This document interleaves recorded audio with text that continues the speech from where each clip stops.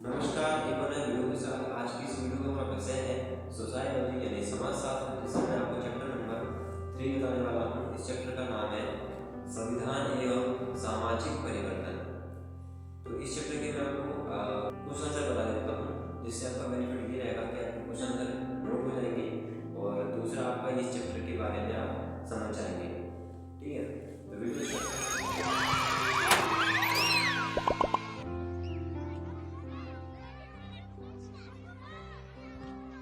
इस चैप्टर के सबसे पहले मैं आपको अति लघु उत्तरीय बताने वाला हूँ।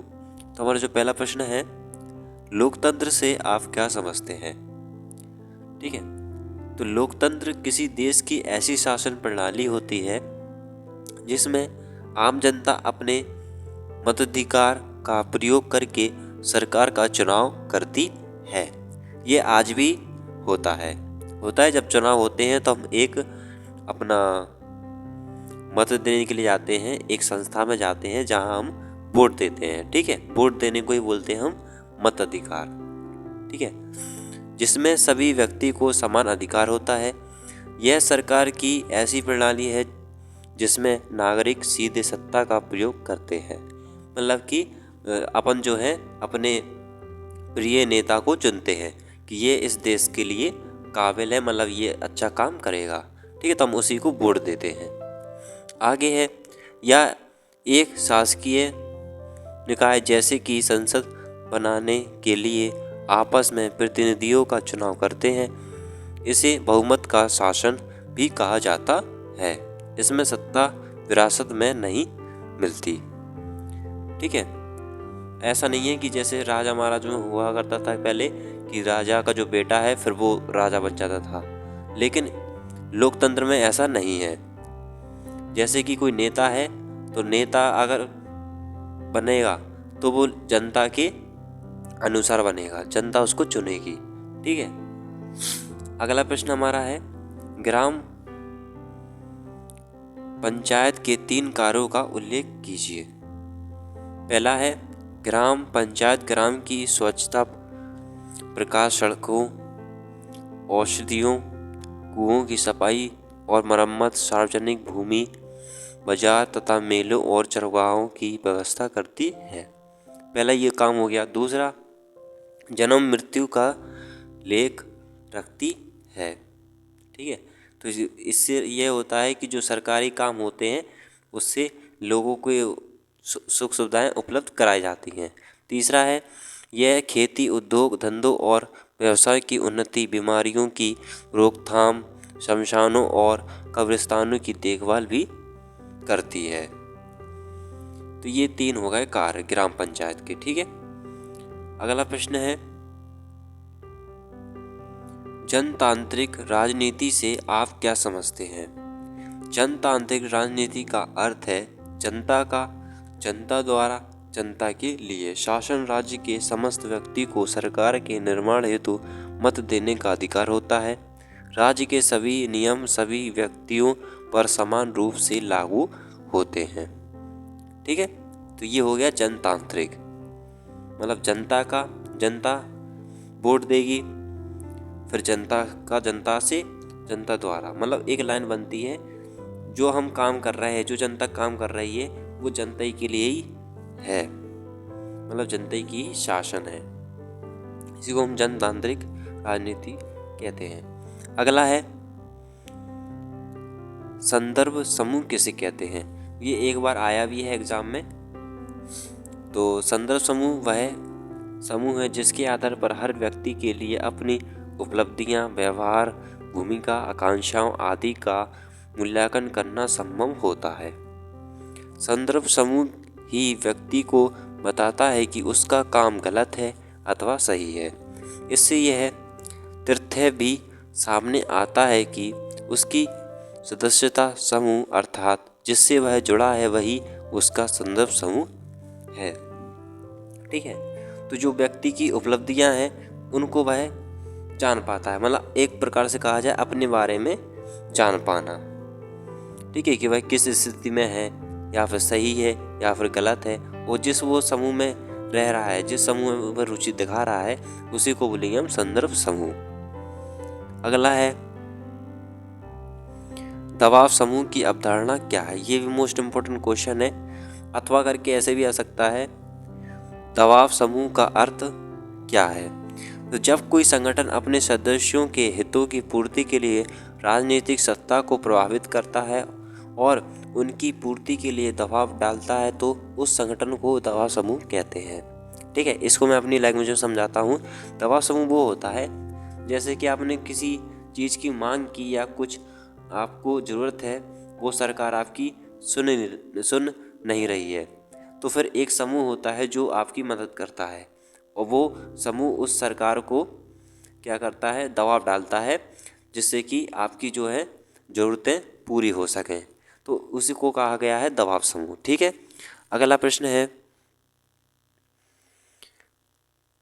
समूह की विशेषताएं लिखिए। पहली विशेषता है एक से अधिक सदस्यों की बहुलता, समूह कहलाता है। दूसरा है अंतःक्रिया करने वाले लोगों में अपने को एक इकाई समझने की भावना। तीसरा है सामान्य लक्ष्य, समान मानदंड और मूल्य। चौथा है पारस्परिक चेतना की भावना।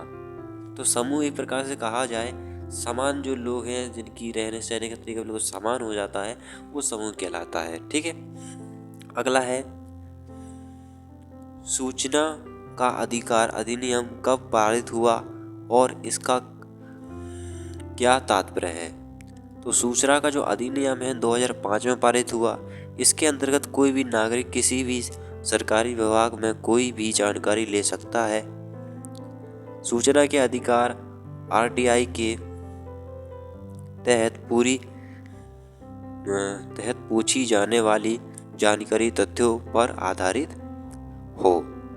मतलब कि इसमें ये बताया गया है कि इसके आधार पर आप सरकारी विभागों में जानकारी ले सकते हैं और ये जो है एक कानून है जो कि इसके तहत आरटीआई के तहत। ठीक है, और प्रश्न ऐसा भी हो जो वह आंसर दे सके, मतलब एक उल्टा सीधा प्रश्न ना हो वैसा। ठीक है, जो तथ्य बनता है, जो मुद्दा बनता है प्रश्न का, उसको आप उठाएं, ना कि कोई भी प्रश्न इस तरीके से पूछ सकते हैं। ठीक है, यही यहाँ पर बताया गया है। अगला है आधुनिक भारत में सूचना का अधिकार अधिनियम की उपलब्धियों का चर्चा।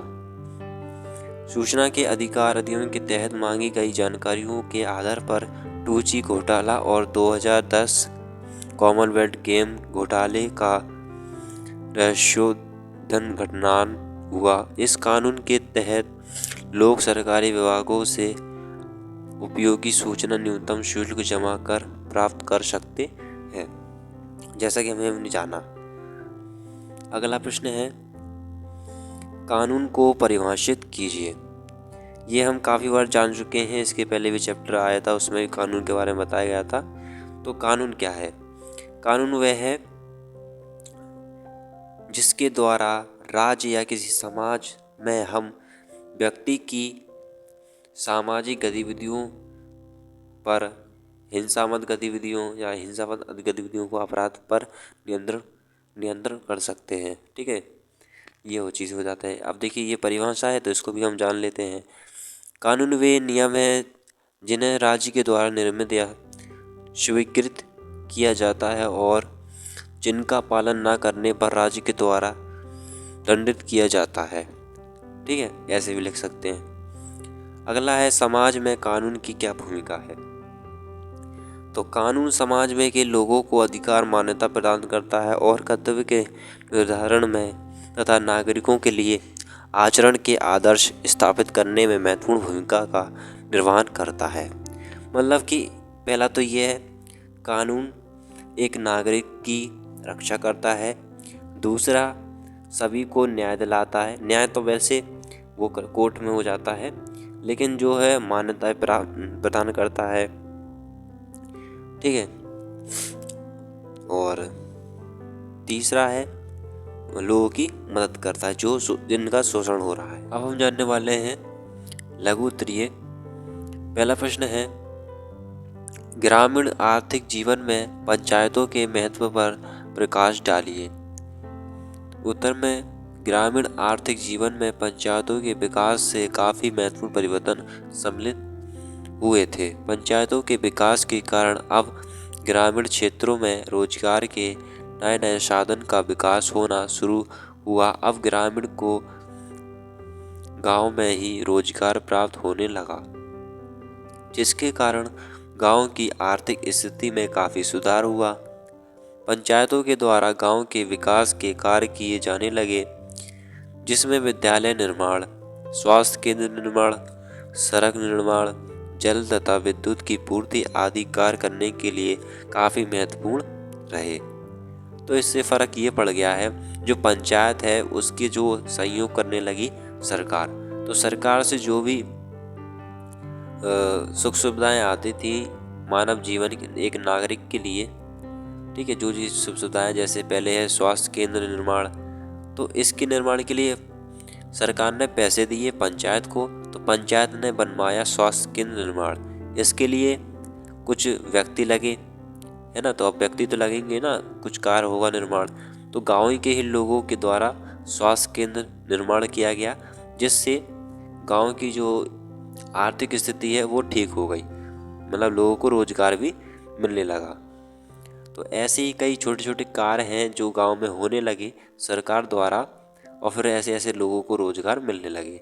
तो इससे फ़ायदा ये हुआ कि गांव के लोगों को अब शहर पर नहीं आना पड़ा। पहले क्या हुआ था कि शहर के लोग आ जाते थे, गांव के लोग शहर में आ जाते थे रोजगार की तलाश में, है ना, तो अब ऐसा नहीं होना पड़ा। तो ये हमारा कंप्लीट हो गया। अगला देखिए, लोकतंत्र को परिभाषित कीजिए। लोकतंत्र है क्या एक्चुअली में, ठीक है। तो लोकतंत्र को अंग्रेजी में डेमोक्रेसी कहा जाता है। यह शब्द ग्रीक भाषा के दो शब्दों से मिलकर बना है, जिसमें प्रथम शब्द का अर्थ है जनता, दूसरे शब्द का अर्थ है शक्ति, अर्थात शाब्दिक अर्थ का मतलब जनता का शासन। इस प्रकार कहा जा सकता है कि लोकतंत्र शासन प्रणाली का स्वरूप है, जिसमें शासन की संपूर्ण शक्ति जनता में ही निहित होती है। लोकतंत्र शब्द जितना सरल है उतनी उसकी परिभाषा देना कठिन है। इसका कारण विद्वानों द्वारा इसके सामाजिक, राजनीतिक तथा प्रशासनिक पक्ष को सामने रखने का प्रयास है। तो अब ये जो प्रश्न है ये अलग हैगा। इसमें पूछा गया है लोकतंत्र की परिभाषा, और उस अति लघु में हमने जाना था कि लोकतंत्र की मतलब अर्थ बताइए, लोकतंत्र का अर्थ पूछा था, और इसमें पूछा गया है लोकतंत्र की परिभाषा। तो इसमें आपको दोनों चीज़ें बताना है, ठीक है। उसमें आपने एक चीज़ बताई थी, इसमें आपको दोनों चीज़ें बताना है। तो अब इसमें देखिए, पहला है, एक हेडिंग आ गई है इसमें, राजनीतिक दलों के प्रमुख कार्य क्या हैं। राजनीतिक मतलब जो लोकतंत्र में सम्मिलित है, जो सदस्य हैं। पहला है जनमत का निर्माण। इसमें है लोकतांत्रिक शासन प्रणाली जनता के प्रतिनिधियों द्वारा संचालित होती है। यह दल जनता मत के आधार पर गठित होता है। दूसरा है समस्याओं की व्याख्या। समाज में व्याप्त राजनीतिक आर्थिक समस्याओं पर जागरूकता फैलाना। तीसरा है सरकार का गठन। जिन राजनीतिक दलों की विचारधारा तथा नीतियों पर जनता विश्वास करके उन्हें निर्वाचित करती है, वह दल सरकार का गठन करता है। अगला है जनता और सरकार में समन्वय। सत्ता में रहने वाले व्यक्ति जनता तथा सरकार के बीच समन्वय करने का कार्य करते हैं। जनप्रतिनिधियों का जनता से सीधा संपर्क होता है, जो जनता की आवाज़ सरकार तक पहुंचाते हैं। तो इसमें कुछ हमने हेडिंग जानी, जैसे कि जनता और सरकार में समन्वय। तो इसमें ये हो जाएगा, कुछ ऐसे व्यक्ति होते हैं सरकार में जो सरकार के लिए काम करते हैं, लेकिन उनका ये भी काम रहता है कि जो जनता की आवाज़ है वो उच्च तक पहुंचाना, मतलब जो सरकार का जो एक प्रतिनिधि बैठा है, जो सभी का जो जनता द्वारा चुना गया है, ठीक है, उस तक बात पहुंचाना। तो ऐसे डायरेक्ट आपकी बात नहीं पहुंचाई जाती है। आप किसी एक अध्यक्ष को बताएंगे अपने शहर की, फिर अध्यक्ष द्वारा पहुंची जाएगी आपकी बात। ठीक है, तो इस प्रकार से मुद्दे पर चर्चा की जाती है। ठीक है, और दूसरी इसमें है सरकार का गठन।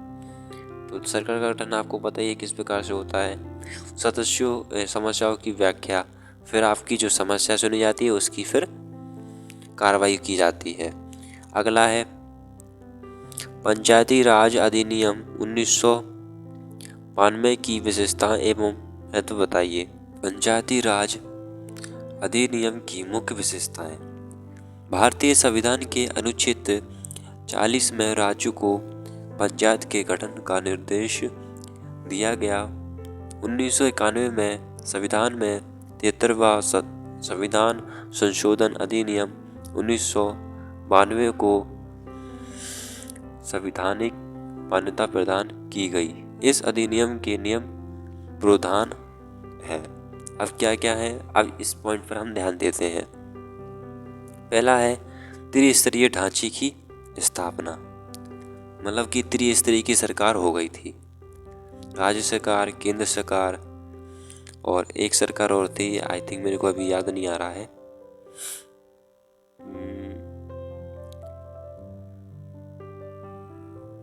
एक और है, त्रिस्तरीय की सरकार होती है, मतलब कि जो तीन सरकार है तीनों की नियुक्ति रहती है। आपको जैसे कोई कार्य करना है तो तीनों की अनुपस्थिति, मतलब तीनों की सिग्नेचर होते हैं, जो भी इनके प्रतिनिधि बैठे होते हैं उनके सिग्नेचर होते हैं। फिर जो है कार्य प्रारंभ होता है राज्यों में, देशों में। अगला है ग्राम स्तर पर ग्राम सभा की स्थापना। तीसरा है 5 वर्ष में पंचायतों के नियमित चुनाव। चौथा है अनुसूचित जातियां तथा जनजातियों के लिए आरक्षण। पांचवा है महिलाओं के लिए 1/3 सीटों का आरक्षण। छठवां है राज्य चुनाव आयोजन। सातवां है 73वें संशोधन में अधिनियम में पंचायतों को कुछ अधिकार व शक्तियां प्रदान की हैं। भारतीय प्रजातंत्र पर टिप्पणी लिखिए। उत्तर में मानव समाज ने जब राष्ट्र की कल्पना की होगी तो उस राष्ट्र को सुव्यवस्थित करने के लिए, मतलब उस व्यवस्था को बनाए रखने के लिए एक और शासन प्रणाली की कल्पना हुई। राष्ट्र के समस्त प्रजाजन अपनी योग्यता के अनुसार कार्य करते हुए समाज और राष्ट्र की सेवा करते रहे। उनके मार्ग में कोई बाधा ना बन सके, इसलिए उन्हें शासन की आवश्यकता का अनुभव हुआ और कभी अनेक प्रकार की शासन प्रणाली का जन्म हुआ। भारत में सबसे पहले इस शासन व्यवस्था का उदय हुआ। यहाँ सभी लोग एक साथ मिलकर अपना शासन प्रबंधन करते थे। महाभारत काल और बौद्ध काल में यहाँ अनेक गणराज्य थे। स्वतंत्रता के बाद भारत में प्रजातंत्र की स्थापना हुई। ठीक है, तो पहले सोचा गया था, लेकिन लोग जो है अपने अलग अलग कार्य में लगे हुए थे। ठीक है, तो फिर उसकी स्वतंत्रता के बाद फिर एक प्रजातंत्र की स्थापना हुई। प्रजातंत्र क्या कहलाता है? जो लोगों की समान, मतलब समान रूप से सभी को अधिकार हो जाना। ठीक है, अब इसमें पहले अलग अलग होते थे, वितरण थे, कोई अपनी अलग नीति चला रहा है, कोई अलग नीति चला रहा है। फिर एकदम से एक चीज़ हो गई है कि सरकार के जो नियम कानून है वो सबके लिए समान हो गए। ठीक है, स्वतंत्रता के बाद। अगला है लोकतंत्र में भिन्न भिन्न स्वरूप की चर्चा। पहला है प्रत्यक्ष लोकतंत्र, दूसरा है अप्रत्यक्ष लोकतंत्र। तो प्रत्यक्ष लोकतंत्र क्या होता है इसको जानते हैं पहले। लोकतंत्र में सभी नागरिक सार्वजनिक निर्णयों में स्वयं भाग लेते हैं। जो नागरिक हैं, जैसे हम नागरिक हैं तो हम स्वयं भाग लेते हैं इसमें, एवं कानून तथा नीतियों का निर्धारण करते। प्रत्यक्ष लोकतंत्र में सभी सदस्य एकत्र होकर विभिन्न मुद्दों पर चर्चा करके निर्णय ले सकते हैं। वर्तमान में स्विट्जरलैंड प्रत्यक्ष लोकतंत्र सबसे अच्छा उदाहरण है। स्विट्जरलैंड की बात करें तो वो एक सबसे अच्छा लोकतंत्र वाला राज्य या देश कहलाता है। ये उदाहरण ले लिया है, ठीक है। अब देखिए अप्रत्यक्ष लोकतंत्र क्या होता है। जिस शासन पद्धति में राज्य की नीतियां एवं विधि निर्माण का कार्य उसकी जनता के स्थान पर प्रतिनिधि करते हैं।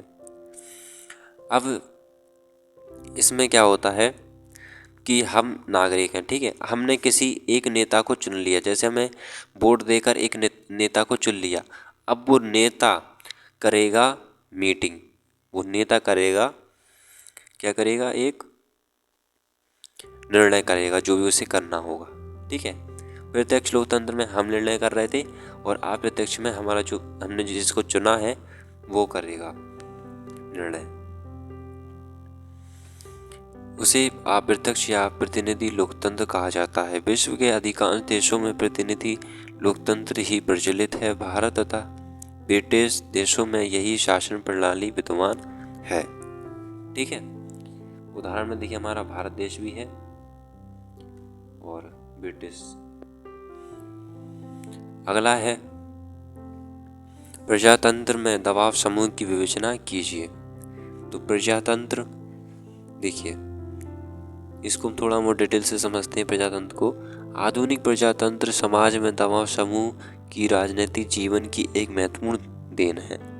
ये ऐसे समूह हैं जिनके द्वारा लोग भिन्न वर्गों के हितों के लिए सार्वजनिक नीतियों के निर्माण पर प्रभाव डालने का प्रयास करते हैं। लोकतांत्रिक प्रणाली में भिन्न समूह के हित राजनीतिक दलों द्वारा ही प्रतिनिधित्व प्राप्त करते हैं। जिन व्यक्तियों के हितों की बात सरकार नहीं मानती, ऐसे व्यक्ति अपना अलग से दबाव समूह बना लेते हैं। ऐसे संगठन तब तक आंदोलन करते हैं जब तक उन्हें मान्यता नहीं मिलती। तो मैंने आपको बता दिया था दबाव समूह के बारे में। तो प्रजातंत्र में आ जाते हैं एक आम व्यक्ति जिसकी सामाजिक ज़रूरतें होती हैं, उसकी पूर्ति नहीं करती है सरकार, तो दबाव समूह है उसकी मदद करता है, ठीक है। ये इसमें बताया गया है। अगला है भारत में ग्राम पंचायतों की भूमिका का वर्णन कीजिए। या अगला प्रश्न है, मतलब ये जितने भी आपको प्रश्न दिख रहे हैं, ठीक है, ये सारे प्रश्न हैं 4। इस तरीके से अगर प्रश्न आ जाते हैं तो आपको एक ही उत्तर लिखना है, जो मैं आपको ये बताऊंगा इसके नीचे ये लिखा है, ठीक है। पहला तो हमने पढ़ लिया प्रश्न। दूसरा प्रश्न है पंचायतों की शक्तियों और उत्तरदायित्व का वर्णन कीजिए। तीसरा है ग्राम पंचायत की शक्तियों का वर्णन कीजिए। अगला है ग्राम पंचायत के प्रकारों की व्याख्या कीजिए। तो देखिए संविधान के अनुसार पंचायतों को स्वशासन की संस्थाओं के रूप में कार्य करने हेतु शक्तियों व अधिकार दिए जाने चाहिए। सरकार के द्वारा पंचायतों को पुनः जीवित किया जाना चाहिए। संविधान के 73वें संशोधन के अनुसार पंचायतों को कुछ शक्तियां प्रदान की गई। तो पहले क्या हुआ करता था कि पंचायतों को शक्ति नहीं दी थी, मतलब कि सुख सुविधाएं नहीं दी हुई थी। लेकिन अब जो है हो गया है, पंचायतों को भी सुख सुविधाएं दी जा रही हैं, उन्हें भी शक्ति दी है, ठीक है। तो पंचायती जो है एक सरकार में आ गया है, अब पहले नहीं था, अब आ गया है। पहला देखिए पॉइंट इसमें है आर्थिक विकास के लिए योजना एवं कार्यक्रम बनाना। तो गांव में आप जब देखोगे तो कोई भी योजना आती है तो हमें पंचायती राज द्वारा पता चलता है, ना कि हमें डायरेक्टली सरकार से पता चलता है, ठीक है। तो कहीं एक संस्था होती है गाँव में, उसमें सारे सरकारी काम होते हैं, उसी को हम बोलते हैं पंचायती केंद्र।